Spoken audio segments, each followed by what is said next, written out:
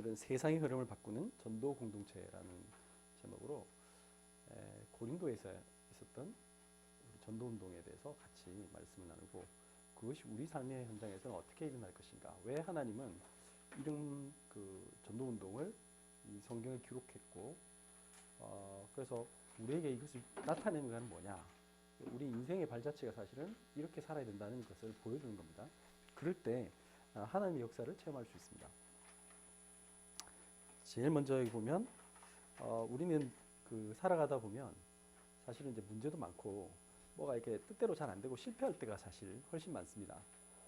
뭐가 일이 막 술술 풀리고 이러지 않죠. 막 내가 생각한 대로.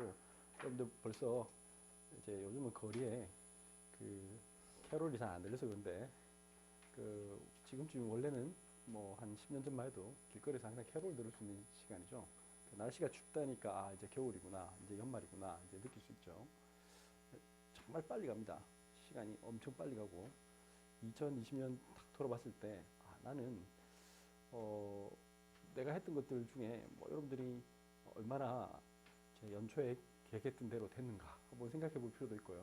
그 다음에 연초 지금 이제 2020년을 보내면서 나는 어떻게 살았는가, 또 21년은 어떻게 살 것인가에 대해서 생각해 볼 필요가 있겠죠. 보면 대부분의 경우는 사실 이제 뭐 이렇게 내가 마음 먹었는데 잘 안 되는 것도 많고, 또 어떨 때는 뭐 여러 가지 여건에 의해서 잘 뭐 이렇게 변화가 없는 그런 경우도 많죠. 근데 여기서 대부분의 사람들이 이제 상처를 받아요. 그러니까 이제 나 뭐 했는데 잘 안 되더라.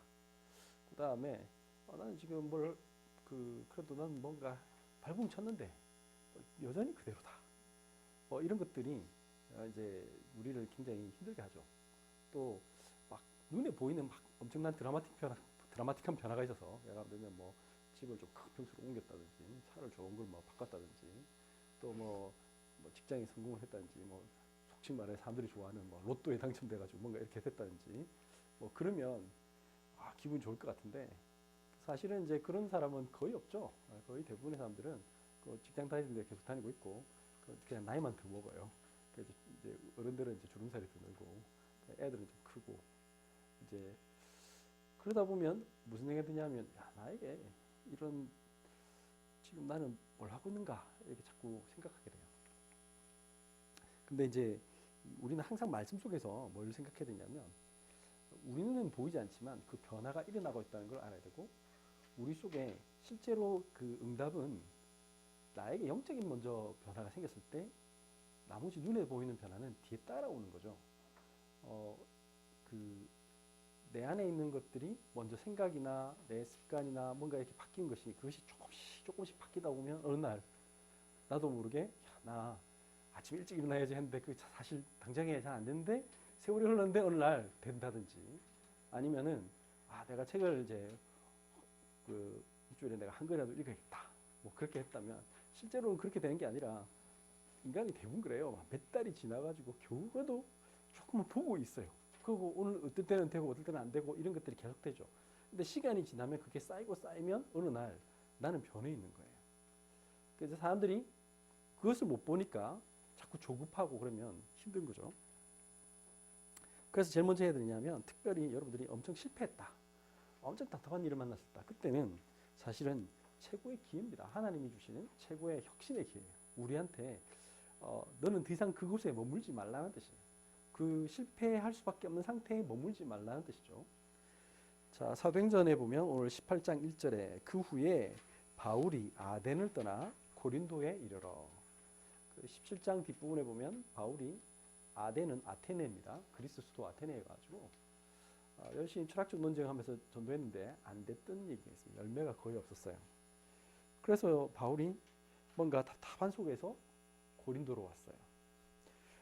실패했죠. 실패했는데 바울은 그때 거기서 자기를 한번 돌아본 거예요.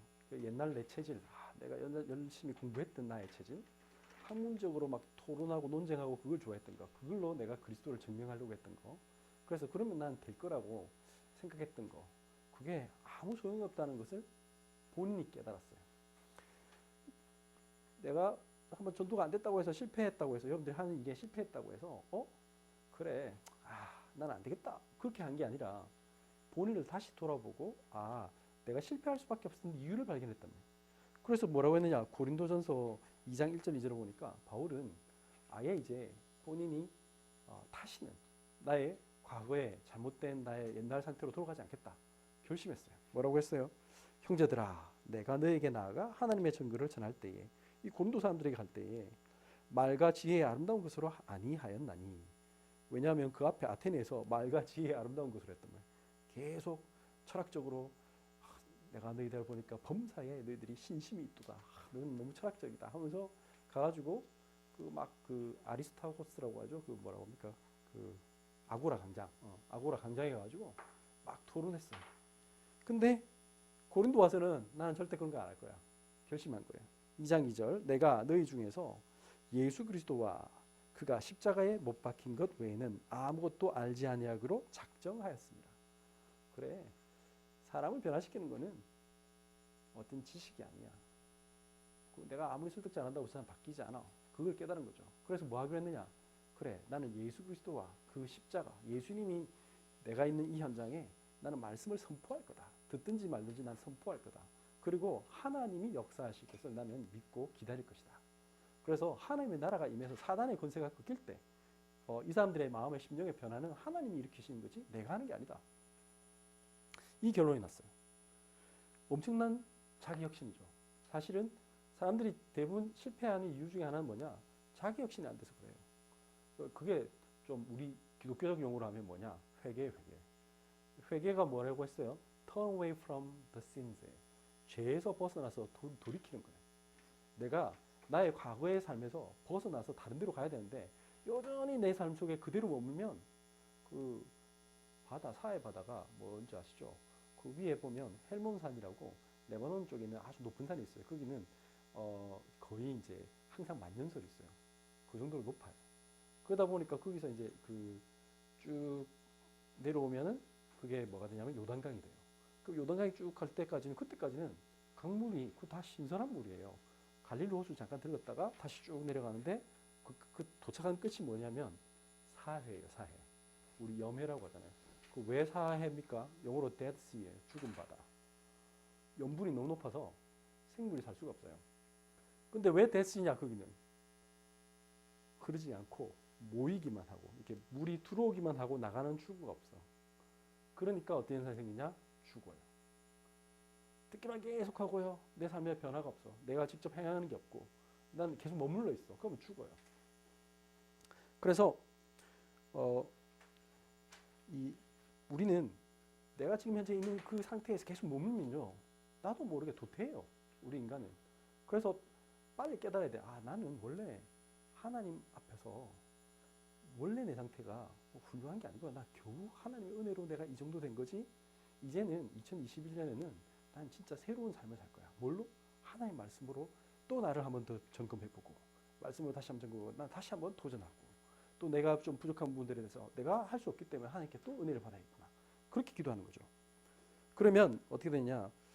그렇게 기도하고 있는데 사도행전 18장 2절에 보니까 아굴라라 하는 본도에서 난 유대인 한 사람 만나니 클라우디오가 모든 유대인을 명하여 로마에서 떠나라 한 고로 그가 그 안에 브리스길라와 함께 이달리아로부터 새로 온지라 바울이 그들에게로 가매.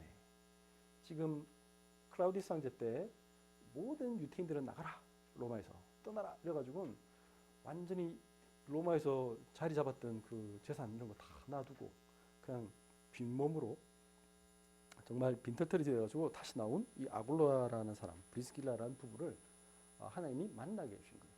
뭐 할 때? 바울이 다시 내가 복음으로 만나는 살 것이다 라고 결심했을 때 만나게 하셨어요. 이게 중요합니다. 마찬가지 아굴라와 브리스길라도 어떻게 했을까요? 본인들이 아마 엄청난 그 자기 인생에서 엄청난 변곡점이 됐겠죠. 여러분들도 한번 생각해 보십시오. 여러분들 로마라는 그 당시 요즘도 뭐 서울은 집값도 비싸고 서울이 들어가기 힘들잖아요. 이 사람이 로마까지 갔단 말이에요. 로마에서 자리 잡았으면 얼마나 이 사람이 힘들게 했을까요? 근데 거기서 그 뭔가 그 로마에서 뭐 살던 사람이 쫓겨나온 거예요. 그것도 본인이 뭐 잘못했어도 아니고 그냥 단순히 유대인이라는 이유로 쫓겨났어요. 자, 이 상황에서 분명한 건 뭐냐? 이 사람들이 아마도 그 사도행전 2장에 15개 나라에서 온 그런 사람들이 있을 게 확실하다. 그분들 중에 한 사람이 이 브리스길라 아굴라였는데 그들이 베드로의 설교를 듣고 아마 분명히 예수님에 대해서는 아는 사람이었다. 그건 확신해요. 그러니까 이제 만났단 말이에요. 그러면 이때 브리스길라 아굴라도 무슨 생각을 했을까요? 여러분들 지금 다 집이고 뭐고 다 쫓겨나가지고 말 그대로 가방 하나 메고 왔잖아요. 그럼 그때 브리스길라 아굴라는 무슨 생각을 했겠습니까? 그때 마찬가지 그 사람들도 엄청 갈급했겠죠. 새롭게 시작해야 되잖아요. 완전히 뭐 고린도라는 곳에 먼저 새로 와가지고 또 새롭게 시작해요. 근데 이 상황 속에서 바울을 만났어요. 그리고 바울을 통해서 하나님의 말씀을 들었어요. 하나님의 말씀이 뭡니까? 넌 지금 실패자가 아니다. 너는 세계복음하기 위해서 너를 하나님께서 여기 보내신 거다. 왜? 대전도자 바울을 만나서 같이 전도운동하라고, 선교하라고, 세계복음하라고. 그러니까 우리도 마찬가지죠. 우리는 실패한 인생이 아닙니다. 하나님이 우리를 따로 부르셨어요. 따로 부르셔서 세계복음화 할 수 있도록 만남을 주시는 거예요. 근데 사람들이 자꾸 착각하죠. 아, 내가 쫓겨났다고. 아, 나 사업 실패했다고. 아, 내가 시험에 떨어져서 내가 원하는 대학을 못 갔다고. 전부 다 그렇게 생각합니다. 아닙니다. 저 입사람도 만약에 본인이 원했던 대로 했으면 지금의 그 자리에 없죠. 저도 마찬가지. 저도 만약에 제가 옛날에 고등학교 때나 어릴 때 내가 원했던 대로 막 다 했으면 저는 지금 이 자리에 없을 가능성이 되게 높아요. 제가 뭐 유학을 하고 그랬으면 저는 이 자리에 없어요. 근데 하나님이 그렇게 하지 않도록 하셨어요. 왜? 복음 듣게 하기 위해서. 되게 중요한 거예요. 복음을 듣고 전도자가 되기 원하시는 거죠. 이걸 깨달으니까 어떻게 되느냐?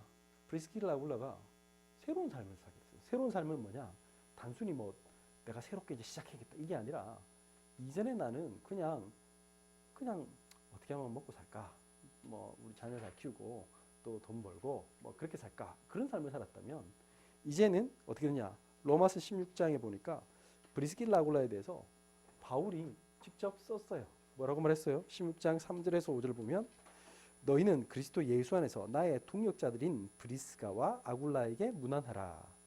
지금 고린도에서 로마에 있는 그 성도들에게 보낸 편지입니다. 그래서 뭐라고 말했냐면 로마 교회 사람들아 너희들은 나의 동역자들인 브리스가와 아굴라에게 문안하라. 4절입니다. 그들은 내 목숨을 위하여 자기들의 목까지도 내어놓느니 나뿐 아니라 이방인의 모든 교회도 그들에게 감사하느니라.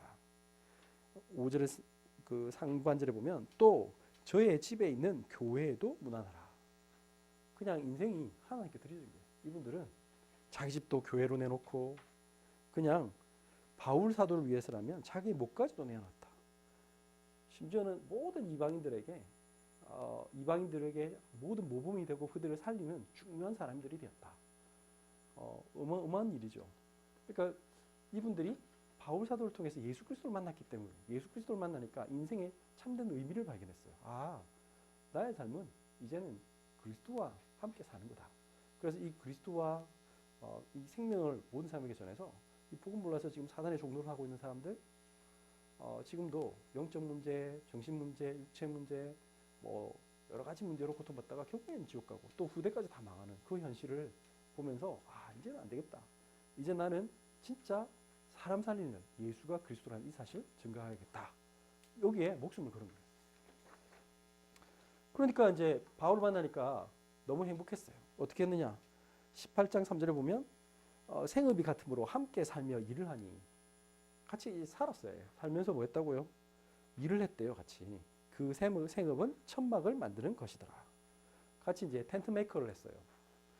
근데 바울이 왜 이제 텐트 메이커를 했느냐?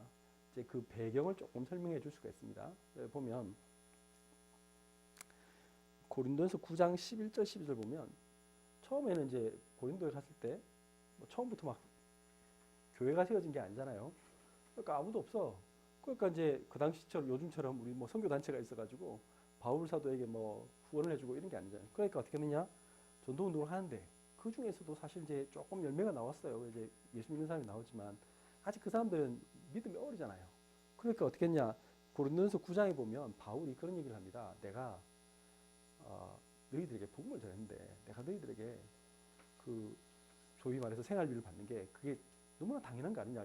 일꾼이 삭슬 받는 게 너무 당연한 게 아니냐? 고린도전서 9장은 그런 얘기입니다. 그러면서 9장 11, 12절 보면 그런데 우리가 너에게 신령한 것을 뿌렸은즉 너희의 육적인 것을 거두기로 과다하겠느냐? 내가 너에게 복음도 전했는데 내가 너희들에게 내가 수고한 값을 받는 게 당연한 게 아니냐? 그런데 12절 다른 이들도 너에게 이런 권리를 가졌거든 하물며 우리일까 보냐? 그러나 우리가 이 권리를 쓰지 아니하고 범사에 참는 것은 그리스도의 복음에 아무 장애가 없게 하려 함이로다. 일부러 이 사람들이 워낙 믿음이 어리니까 왜 고린도전서 후서를 한번 읽어보시면 여러분 알죠? 고린도 교회가 엄청 믿음이 어려요. 그래서 내가 너희들에게 어린아이와 같이 하고 내가 장성한 자와 같이 대하지 아니했다 뭐 이런 말을 쓸 정도로 맨날 자기들끼리 뭐 나는 바울파다 나는 아볼로파다 나는 게바파다 나는 그리스도파다 하면서 싸우고 막 안에서 막 이 동네가 이 고린도가 유명한 그 항구 도시예요. 그 당시에 BC 146년에 이제 한번 반란을 해가지고 로마군에게 엄청 잔인하게 진압을 당하고 나서 완전히 불탔는데 한 시간이 지나고 나서 그 아우구스투스 황제 때 거기서 여기를 재건했대요. 그런데 재건했는데 워낙 위치가 좀 좋고 그러다 보니까 여기가 굉장히 중요한 그 무역의 도시가 되고 상업의 중심지가 됐어요. 그러다 보니까 이제 있는데 특히 이 도시의 가장 큰 문제는 뭐냐면 아르테미스 신전이 있어요. 그래서 여기에 뭐가 있냐면 아프로디테스 신전이 있는데 아프로디테스 신전은 이게 엄청 음란해요. 그래서 여기는 그 고대 그리스 말로 act like a Corinthian, 그러니까 고린도 사람처럼 행동한단 말은 엄청 음란한 삶을 살았다. 또 심지어는 뭐 여자한테 고린도 사람이다 이런 말하면 장녀다 거의 뭐 그런 수준의 동네예요. 그러니까 굉장히 여기는 돈 중심적이고 엄청 그 쾌락 중심적인 그런 도시였어요. 그런 도시에서 사람들이 영적인 것에 굉장히 너무나 이렇게 둔감하고 잘 못 알아듣고 이런 게 그 사람들은 뭐 헌금 이런 얘기하면 아마 이 사람들 시험 들게 확실할 것 같으니까 본인이 그걸 안 한 거예요. 그래서 바울이 같이 텐트 메이킹 하면서 이제 복음을 전하는 거예요. 혹시라도 이 사람들이 복음 받는데 장애가 될까 싶어서. 18장 4절 안식일마다 그러면서 바울은 어떻게 했냐? 안식일마다 바울이 해당에서 강론하고 유대인과 헬라인을 건면하리라. 말씀을 가지고 계속 이제 전도 운동을 했어요. 자, 그러다가 사도행전 18장 5절 보면 실라와 디모데가 마게도냐로부터 내려오매 바울이 하나님의 말씀에 붙잡혀 유대인들에게 예수는 그리스도라 밝히 증언하니. 자, 이게 중요합니다. 사실은 이제 개인적으로 이렇게 전도운동 계속 하지만 실질적인 진짜 전도운동은 뭐냐? 오늘 사실 제일 중요한 성경 구절입니다. 오늘 제목이 세상의 흐름을 바꾸는 전도 공동체입니다. 교회 운동은 전도 공동체예요.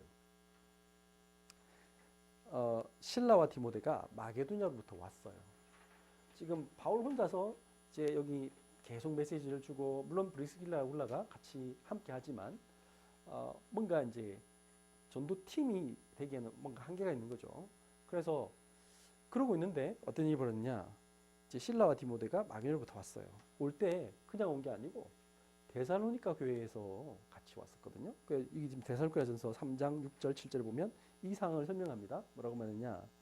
지금은 디모데가 너에게로부터 와서 너희 믿음과 사랑의 기쁜 소식을 우리에게 전하고 또 너희가 항상 우리를 잘 생각하여 우리가 너희를 간절히 보고자 함과 같이 너희도 우리를 간절히 보고자 한다 하니.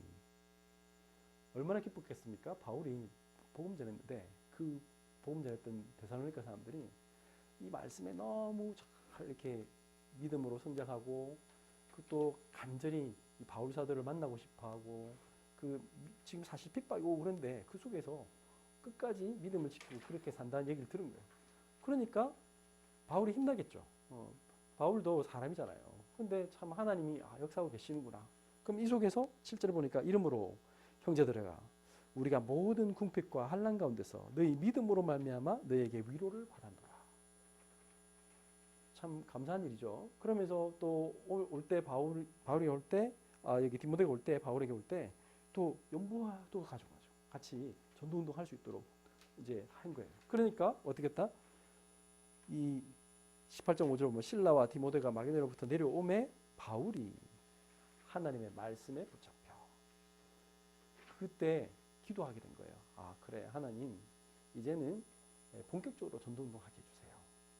지금 이 데살로니가 교회에서 이제 헌금도 해가지고 선교비를 보내가지고 같이 이제 아예 올인할 수 있도록 이제 막 텐트 메이킹은 이제 그냥 브리스기라 아울러만 하고 본인들은 이제 오직 이제 말씀 전하는 일에 기도하는 일에 전념할 수 있도록 그렇게 된 거죠. 그러니까 하나님 말씀에 붙잡혀 담대하게 말했어요. 하나님 말씀에 붙잡히면 돼요. 우리 제일 중요한 거 그겁니다. 우리가 생명운동할 수 있는 제일 기본은 뭐냐? 말씀이 나의 삶을 힘이 되면 돼요. 그 말씀이 나에게 힘이 되고 말씀이요 내가 탁 기도할 수 있는 힘이 되고요. 말씀 탁 생각하는 내가 어떤 일이 있어도 그 말씀이 흔들리지 않게 나를 탁 붙잡아주면 여러분들은 무조건 승리할 수밖에 없어요. 근데 왜 힘드냐? 힘든 이유가 뭐죠? 직장에서 힘들다, 공부가 안 된다, 뭐 몸이 아프다, 이게 다 그 다른 얘기고, 나 괴롭히는 사람이 있다, 가족 중에 애먹이는 사람이 있다, 지금 다 틀린 말이죠. 뭐가 한 거예요? 내 안에 나를 붙잡아줄 말씀이 없는 거예요. 지금 말씀이 나에게 힘이 없으니까 그걸 못 이겨내는 거예요. 하나의 말씀에 붙잡혀 예수가 그리스도다. 그렇다. 예수는 나의 모든 문제를 해결하신 그리스도다. 예수님은 사단의 문제를 해결하신 거다. 실제로 여러분들이 조금 전에 말했지만 우리 가족 중에 누가 나를 엄청 힘들게 합니다.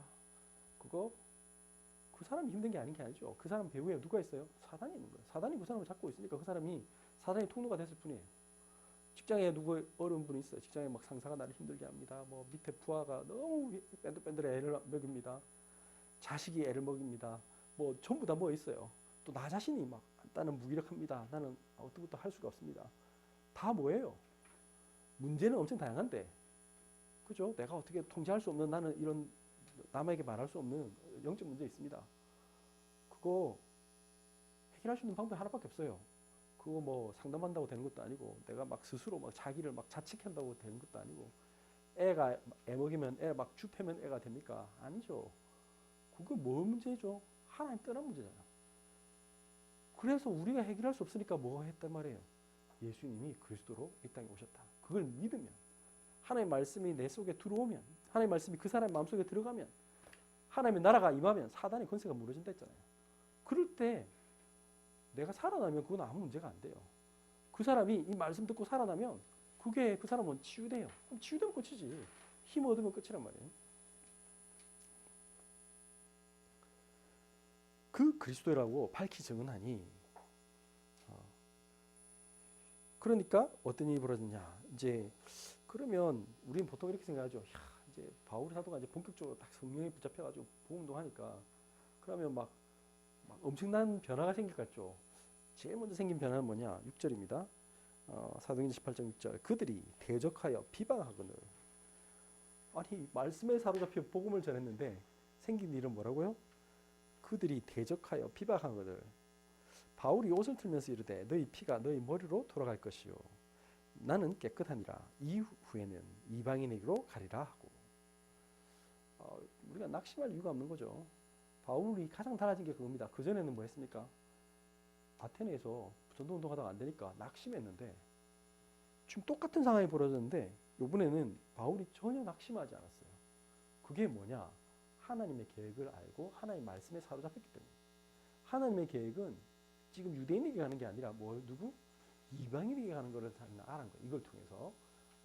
그러니까 여러분들에게 하나님의 계획이 있는 거예요. 여러분들이 혹시 지금 뭔가 문제가 있다. 그거는 나를 뭔가 터닝 포인트로 삼는 중요한 시간표인 거예요. 나를 하나님이 원하신 방향으로 이끌기 위한 하나님의 계획이다. 이렇게 봐야죠. 그래서 뭐 했느냐? 18장 7절 8절 보면 거기서 옮겨 하나님을 경외하는 디도 유스도라는 사람의 집에 들어가니 그 집은 회당 옆이라. 디도 유스도라는 사람이 하나님 말씀을 잘 듣고 이 사람이 아마 그리스계 사람이겠죠. 그러니까 이 사람이 아주 원래 이제 그리스식으로 그러면 티투스 주스투스예요. 유스투스 그 말이죠. 그러니까 이 디도 유스도라는 사람이 집에 들어가니 그 집은 회당 옆이라. 아마 이제 이 사람이 그리스계 사람인데 유대교에 관심이 있어 같이 듣던 그런 사람이었나 봐요. 그래서 또 회당장 그리스보가, 이 사람은 유대인데도 이제 이 복음을 받은 거죠. 그래서 온 지방과 더불어 주를 믿으며 수많은 고린도 사람도 듣고 믿어 세례를 받더라. 이 그리스보는 굉장히 중요한 일을 하게 됐죠. 그래서 바울이 뭐였느냐, 내가 고린도 교회에서 내가 직접 세례 준 사람 몇 명 없는데 하면서 설명한 사람이 이 사람이에요. 고린도서 1장 14절, 나는 그리스보와 가이오 외에는 너희 중 아무에게도 내가 세례를 베풀지 아니한 것을 감사하노니. 그러니까 직접 바울이 세례 준 사람도 이 사람들이. 그러고 나서 어떻게 했냐, 여기서 바울이 답답했겠죠. 어쨌든 확 반대하는 사람들 일어났죠. 이제 사실 그 핍박이 일어나고 반대가 일어나면 쉽지는 않잖아요. 근데 중요한 건 뭐냐, 그럴 때 우리는 기도하면 돼요. 기도하고 하나님의 계획을 물어보면 돼요. 뭐라고 했느냐, 사도행전 18장 9절 보니까 밤에 주께서 환상 가운데 바울에게 말씀하시되, 기도하는 중에 하나님께서 바울에게 말씀을 주셨어요. 뭐라고 했습니까? 두려워하지 말라, 침묵하지 말고 말해라. 10절, 내가 너와 함께 있음에 어떤 사람도 너를 대적하여 해롭게 할 자가 없을 것이니 이는 이 성 중에 내 백성이 많음이라 하시더라. 감사하죠. 너는 잠잠하지 말고 여기서 말해라, 복음을 선포해라. 그러면 이 성 중에 구원 부르기로 작정된 자 너무 많다. 우리도 마찬가지입니다. 우리가 진짜 기도하는 중에 하나님은 반드시 이 일을 이룩하신다는 얘기죠. 11절, 1년 6개월을 머물며, 그 말씀 딱 받았으니까 믿고 그냥 하는 거예요. 1년 6개월 동안 계속 머물면서 뭐 했다? 그들 가운데서 하나님의 말씀을 가르치니라. 이게 세상의 흐름을 바꾸는 전도 공동체입니다. 딱 팀이 돼서요, 지금 브리스길라 아굴라는 현장에서 현장 사역자로, 또 디모데와 실라는 같은 교육자 팀으로 같이 이렇게 바울과 함께 계속 전도 운동을 하는 거예요. 근데 하나님이 이 중직자들 딱 세워가지고 뭐 그리스보, 뭐 가이오, 여기 나오잖아요. 소스데네 뭐 쭉쭉 나옵니다. 이 사람들이 나와서 바울과 함께 전도 운동하는 거예요. 근데 그 지역이 어느 정도 변했느냐? 나중에 보니까 사도행전 18장 18절에 보면 바울은 뒤에 보면 그 이쪽 동네에 너무 사람들이 많이 와서 그 갈리오 총독 사건인 거예요. 갈리오 총독 앞에 막 고소할 정도로 이 사람들 때문에 막 너무 힘들다면서 이거 와서 계속 예수 얘기한다고, 그 정도로 지금 난리 났어요. 그런데 바울은 그 전도 운동할 때 사실 많은 사람들이 그렇게 생각합니다. 뭐 성경에 보면 뭐 재무관 에라스도하고 막 성공한 사람들만 나오잖아요. 아닙니다. 그런 사람만 있는 게 아니고 실제로 고린도는요, 대부분의 사람들이 어떤 사람들이냐, 여기 적혀 있어요. 고린도서 1장 26절, 형제들아 너희를 부르심을 보라. 육체를 따라 지혜로운 자가 많지 아니하며 능한 자가 많지 아니하며 문볼 좋은 자가 많지 아니하도다. 그래서 하나님이 너희 약한 자를 불러서 강한 자를 부끄럽게 하시고 가난한 자를 들어서 부자들을 부끄럽게 하시려고 너희를 불렀다. 그 말씀을 하잖아요. 실제로 고린도 교회에 왔던 사람들은 대부분의 사람들이 힘없고 약하고 뭐 못 배우고 말 많고 하여튼 힘든 사람들이에요. 세상 사람들 보기에는 예의도 없고 뭐 그런 사람일 수도 있어요. 그런데 하나님은 그 사람들을 들어서 오히려 가졌는데 뭐 가졌거나 뭐 많이 배웠거나 한데 전혀 학벌 좋고 뭐 소위 배경 좋고 그런 사람들이었겠죠. 근데 그 사람들을 부끄럽게 하실 거예요. 왜? 그것 때문에 자기들이 예수가 그리스도라는 걸 안 믿으니까. 그 사람들은 자기 지식을 믿지, 자기의 어떤 재산을 믿고 자기 권력을 믿어요. 그런데 그 사람들은 사단을 이길 수 없어. 그 바람에 그 사람들이 철저하게 망하죠. 지옥 가고 그분들의 삶 자체가 잠시 행복해 보이지만 그러나 궁극적으로는 본인들에게 닿은 저주를 이길 수가 없어요. 근데 하나님은 이 부족한 사람들을 들어서 쓰셨다.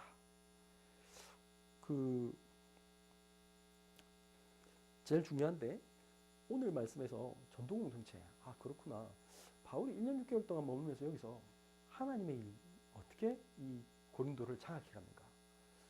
저는 오늘 말씀 준비하면서 그런 생각이 들었습니다. 항상 우리는 다시 한번 하나님 앞에서 나를 점검해야 된다. 그 점검하고 내가 하나님의 뜻 앞에 지금 서 있는가, 하나님의 말씀이 나를 붙잡고 있는가, 그걸 물으면 반드시 하나님이 역사하신다. 그리고 조금 내가 진짜 제대로 선다면 여러분들에게 반드시 문제가 온다. 핍박도 오고 여러분들에게 좀 답답함이 있습니다. 근데 여기서 제일 중요한 게 뭐냐? 오늘 브리스길라 아굴라처럼 자기의 목이라도 내놓을 수 있을 만큼 나는 하나님 복음 운동을 위해서 나는 모든 걸 할 수 있겠다. 그렇게 결론 난 제자가 일어서면 괜찮아져요. 바울과 실라가 나는 이 운동에 같이 나는 이 바울 사도와 하겠다. 이렇게 하니까 브리스길라 아굴라는 나중에 18절에 보면 바울이 그 배 타고 수리아로 떠날 새 브리스길라 아굴라도 함께 가더라. 수리아란 말은 시리아입니다. 다메섹으로 다시 가는데 같이 가요. 완전히 그냥 올인했어. 같이 전도자의 길을 가는 거예요. 같이 평신도 선교사의 길을 가는 거죠. 중요합니다. 이렇게 하나님 앞에서 이게 전도팀입니다. 그게 전도 공동체죠. 전도 공동체는 뭐냐? 내가 하나님 앞에서 내 인생을 어디에 드려야 되는가? 우리 자녀들을 어떻게 키워야 되는가? 여기서 탐나야 되죠. 그러면 세상의 흐름을 바꿔요. 실제로 그렇잖아요. 이분들이 시작했는데 유럽으로 복음이 들어갔어. 유럽이 나중에 로마, 그러니까 지금 아시아에 있던 복음이 유럽으로 가고 유럽에서 로마까지 복음하는. 나중에는 로마까지 가요. 이제 그래서 로마에서 완전 복음 운동을 하실 때까지. 그러니까 결국에는 지금 우리가 듣고 있는 이 복음이 이분들을 통해서 지금도 우리가 지금 읽고 있는 성경이 사실은 그 누가가 바울과 함께 이 현장에 같이 있었잖아요. 우리가란 말 속에 항상 누가는 생략되어 있는 거예요. 본인 들어가 있는데 뭐 본인이 이제 말하지 않는 거죠. 본인이니까. 참 감사하죠. 이분들을 통해서 세상에 이렇게 복음이 전거되고 지금까지 왔다. 마찬가지입니다. 우리도 우리의 인생을 어디에 두느냐. 2020년을 보내면서 21년 여러분들이 한번 질문해 보시고 그래 세상의 흐름을 바꾸는 전도 공동체 우리가 이번 2021년에 우리가 진짜 받아야 될 응답들이다. 저는 그렇게 생각합니다. 그래서 기도하시면 반드시 함께 할 수 있는 사람들이 브리스길라 아굴라 같은 사람이 있으니까 또 하나님이 그리스보, 디도유스도 다 붙여주실 거예요. 그러니까 하나님께서 다 그러면 우리의 후대들을 살리고 또 237 많은 담력들을 살리고 이 시대에 지금 그게 필요한 거예요. 나머지는 필요 없어요. 왜냐? 뭐 코로나가 왔다. 뭐 앞으로 세상의 흐름이 바뀐다. 물 맞는데 제일 중요한 게 있습니다. 그 모든 일들이 있어도 뭐가 제일 있어야 되죠? 뭐 비대면 시대다. 뭐 4차 산업혁명 시대다. 중요한데 그보다 더 중요한 게 있어요. 그 모든 것은 누가 합니까? 결국엔 사람이 하는 겁니다. 그 사람이 살아나지 않으면 기술이 더 발전하면 나중에 그 기술이 뭐가 되죠? 진짜 사람을 지배해요. 지금 요즘 중국이 딱 보면 그렇잖아요. AI가 애들에게 막 이상한 끼워가지고 애가 뭐 조는지 안 조는지 뭐 집중하는지 아닌지까지 막 감시하는데 그 부모한테 막 보내주고 참 안타깝죠. 여러분들의 모든 거래를 다 지켜보고 그렇게 합니다. 근데 그런 이상한 시대가 돼도 영적 문제를 해결이 안 돼요. 그리고 오히려 그것 때문에 더 어려워지고 위축되고 이상해질 거예요. 그걸 살릴 수 있는 방법이 뭘까요? 약이 아닙니다. 의사가 아니고 복음입니다. 앞으로 더 사단은 그걸 통해서 더 세상을 장악해 갈 건데 그걸 살릴 수 있는 그게 뭐냐? 이 복음이다. 이 복음 공동체가 시작되면 사람을 살리고요. 나중에 어떻게 되냐? 아예 흐름도 바뀌게 돼요. 이 복음 문화를 가지고 우리가 시작한다면 이 시대에 진짜 학교, 병원 모든 걸 바꿀 수 있어요. 그게 하나님의 계획이에요.